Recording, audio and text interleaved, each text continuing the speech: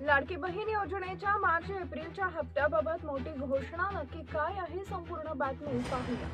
राज्यातील मुख्यमंत्री लाडकी बहीण योजनेच्या थकीत हप्त्याबाबत एक मोठी आणि महत्त्वाची माहिती समोर येते।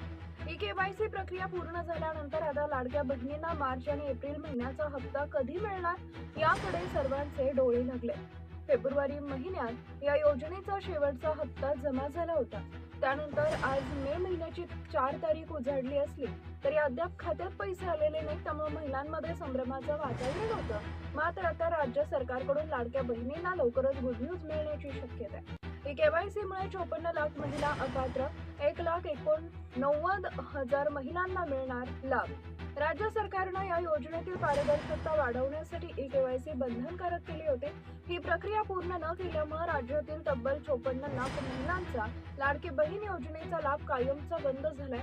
तर आता केवळ 1,89,00,000 पात्र महिलांना प्रत्येक महिन्याला 1,500 रुपयांचा लाभ मिळणार आहे। काही महिलांच्या खात्यात मार्च, एप्रिल आणि मे या 3 महिन्यांचे हप्ते अद्याप जमा झालेले नाहीये, तर काहींना जानेवारी आणि फेब्रुवारी महिन्याचेही पैसे मिळाले नसल्याच्या तक्रारी आहेत। बारामती आणि राहुरी येथील पोटनिवडणुकांमुळे आचारसंहिता लागू असल्यानं लाडकी बहीण योजनेचे पैसे जमा झाले नाही असं सांगितलं जात होतं।